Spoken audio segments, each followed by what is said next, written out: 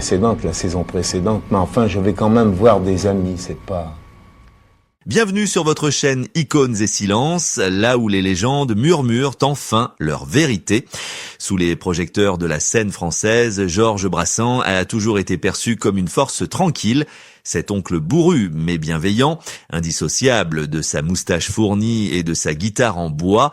Pour des millions de Français, il était le poète de l'amitié, l'anarchiste au cœur tendre qui chantait la liberté avec une simplicité déconcertante.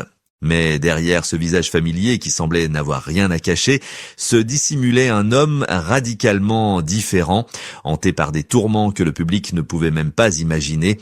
Peu de gens savaient que chaque sourire offert aux caméras était une victoire sur une douleur physique lancinante, une souffrance muette qu'il a gardée pour lui durant des décennies. Pourtant, ce n'était pas là son plus grand mystère. À l'aube de sa mort, alors que les lumières s'apprêtaient à s'éteindre définitivement sur sa vie, Georges Brassens a laissé entrevoir la clé de son existence, un secret qu'il avait farouchement protégé contre les curieux et les moralisateurs. Ce n'était pas un scandale financier, ni une trahison sordide, mais une vérité bien plus intime et bouleversante. Pourquoi l'homme qui chantait l'amour avec tant de ferveur a-t-il refusé, jusqu'à son dernier souffle, de partager le toit de la seule femme qu'il a jamais aimée? Quel serment silencieux avait-il prêté pour s'interdire le bonheur conventionnel que tout le monde recherchait? L'histoire que nous allons vous raconter aujourd'hui dépasse largement le cadre de la chanson. C'est le récit d'une double vie menée au grand jour, d'une loyauté absolue qui défie les lois de la société et d'un passé judiciaire que la gloire n'a jamais réussi à effacer totalement de sa mémoire. Comment un voyou de Sète est-il devenu la conscience morale de la France, tout en vivant en marge de toutes les règles? Avant de juger l'homme public, il faut écouter ce que son silence hurlait depuis toujours. Car pour comprendre l'ultime secret qu'il a emporté dans la tombe, nous devons d'abord retourner là où tout a commencé, à l'instant précis où le destin de Georges a basculé, non pas sur une scène parisienne, mais dans la honte d'une cellule de prison. Dans la France des années 50, qui pense encore ses plaies d'après-guerre, la voix de Georges Brassens a retenti comme un coup de tonnerre salvateur. Il est très vite devenu bien plus qu'un simple chanteur, il s'est imposé comme le repère moral d'une génération en quête de vérité, avec des chefs-d'œuvre comme La mauvaise réputation ou Chanson pour l'Auvergnat. Il a offert au public une poésie brute et sans artifice, qui tranchait radicalement avec les paillettes superficielles de l'époque. Chaque concert était une messe laïque où des milliers de spectateurs buvaient ses paroles, voyant en lui un philosophe du peuple capable de dire tout haut ce que la France pensait tout bas. Ses disques s'arrachaient, les salles prestigieuses comme l'Olympia et Bobino affichaient complets des mois à l'avance, et la critique l'encensait comme le nouveau maître de la langue française. Pour le monde extérieur, Georges Brassens était au sommet de l'Olympe, un géant indestructible qui régnait sur la culture française avec une aisance déconcertante et un sourire en coin. Cependant, cette image d'Épinal cachait une réalité physique et psychologique terrifiante que le public ne soupçonnait pas un seul instant. Pour Georges, la scène n'était pas un trône, c'était un échafaud quotidien qu'il gravissait avec une angoisse viscérale. Il était rongé par un trac maladif, une peur panique qui lui tordait les entrailles avant chaque levée de rideau. On raconte qu'il arrivait dans les loges le visage blême, ruisselant de sueur froide, terrifié à l'idée de se livrer en pâture à la foule, lui qui chérissait tant son anonymat et sa solitude. Mais ce n'était pas seulement son esprit qui souffrait, car son corps, lui aussi, était devenu son propre tortionnaire. Peu de gens savaient que derrière sa posture stoïque et son pied posé sur une chaise, l'artiste luttait contre des douleurs physiques abominables causées par des coliques néphrétiques chroniques. Ces crises de calculs rénaux étaient si violentes qu'elles auraient cloué n'importe qui d'autre au lit. Mais Brassens, par respect pour son public et par une discipline de fer qu'il s'imposait, montait sur scène et chantait. Il souriait et plaisantait alors que chaque note était une victoire sur la souffrance, transformant sa performance en un véritable acte de résistance physique. Ce contraste entre la douleur qu'il ressentait dans sa chair et le bonheur qu'il procurait aux autres est la première clé pour comprendre la complexité de cet homme. Pourtant, ni la gloire écrasante, ni la maladie n'étaient les éléments les plus surprenants de son existence. Si le monde pensait tout savoir de lui, il ignorait que Georges avait déjà scellé un pacte secret, une décision radicale prise des années auparavant concernant sa vie privée, qui allait à l'encontre de toutes les normes sociales de l'époque et qui étrangement était la seule chose qui le maintenait en vie face à ce tourbillon médiatique. Alors que les disques d'or s'accumulaient et que la France entière fredonnait ses refrains, Georges Brassens découvrait l'amère réalité dissimulée derrière les rideaux de velours rouge. Le monde du spectacle, cette machine vorace qui broie les âmes pour fabriquer des idoles, tentait par tous les moyens de le déposséder de lui-même. Les producteurs, les impresarios et les médias ne voyaient pas seulement en lui un poète, mais un produit lucratif qu'il fallait exploiter jusqu'à la dernière note. Ils exigeaient de lui qu'il se conforme au moule de la star, qu'il s'affiche dans les cocktails mondains, qu'il ouvre les portes de son intimité aux photographes avides de sensationnel. Mais Georges, avec une obstination farouche, refusait de jouer ce jeu hypocrite, créant une tension permanente et épuisante entre ses aspirations profondes à la simplicité et les exigences tyranniques de sa notoriété. C'est ici que le paradoxe de sa vie devenait le plus criant, presque insoutenable. Imaginez l'une des plus grandes fortunes de la chanson française, un homme que l'on s'arrachait à prix d'or, continuant de vivre pendant plus de 20 ans dans une masure insalubre de l'impasse Florimond, sans eau courante, sans électricité et sans le moindre confort moderne. Ce n'était pas de l'avarice, ni une posture étudiée pour plaire aux journalistes, c'était un acte de résistance désespérée. L'industrie voulait le vendre comme un rêve de réussite sociale, mais lui s'accrochait à sa pauvreté matérielle comme à un bouclier, seul moyen de préserver son authenticité face à un système qui cherchait à le corrompre. Il se sentait piégé, étouffé par cette image de bon Dieu ou de tonton Georges que le public avait construite de toutes pièces et qui l'enfermait dans un rôle qu'il n'avait jamais voulu endosser. Plus tragique encore était la solitude absolue qu'il ressentait au milieu de la foule. Les tournées interminables n'étaient pas des voyages d'agrément, mais des épreuves physiques redoutables. Contraint par des contrats stricts et la pression de ne pas décevoir, il devait souvent monter sur scène alors que son corps le trahissait. Il y a eu des soirs où la douleur de ses reins malades était si intense qu'elle lui coupait le souffle entre deux couplets. Mais l'industrie du spectacle, impitoyable, n'a que faire des souffrances d'un homme tant que la salle est pleine. Il était devenu prisonnier de son propre mythe, un esclave de luxe dont on exigeait le sourire et la chanson, peu importe le prix à payer en coulisses.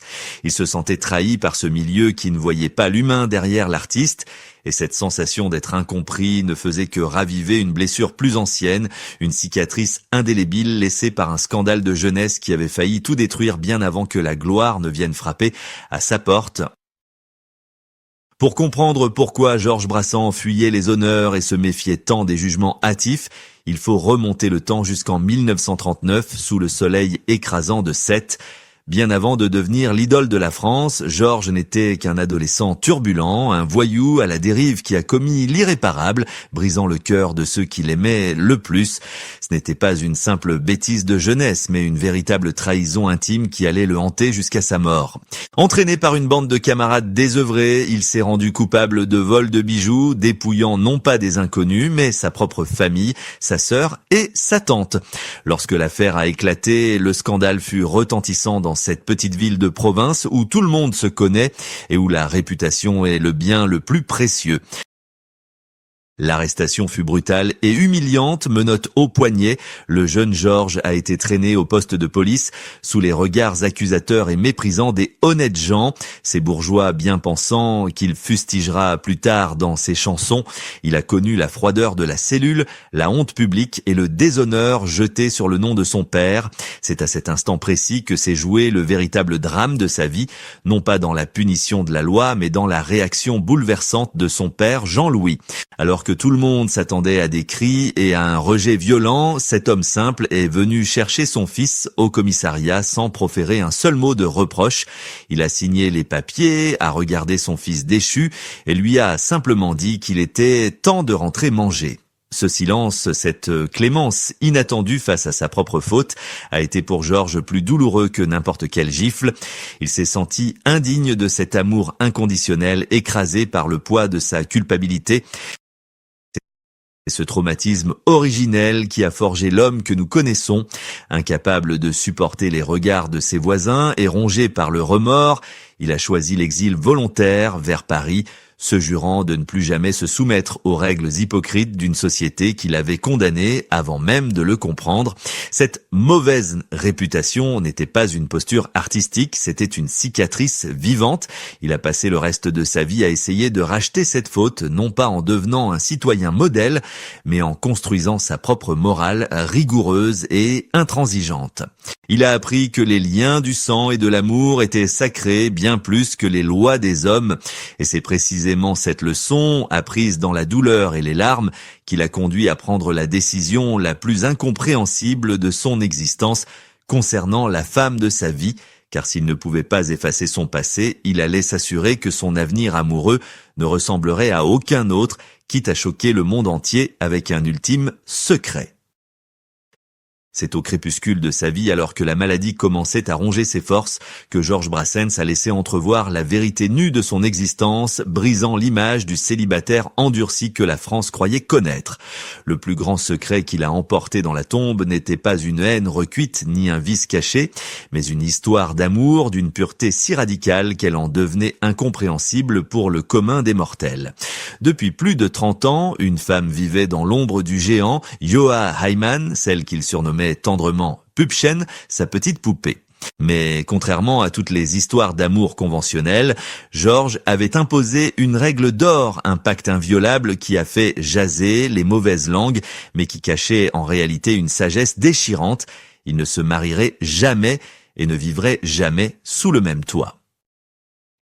Imaginez la force de caractère qu'il a fallu à cet homme pour dire à la femme de sa vie « Je t'aime trop pour t'épouser ». Ce n'était pas un refus de l'engagement, bien au contraire, c'était une promesse d'éternité. Brassens, traumatisé par les hypocrisies sociales, était terrifié à l'idée que la routine, les factures et la banalité du quotidien ne viennent éteindre la flamme de leur passion.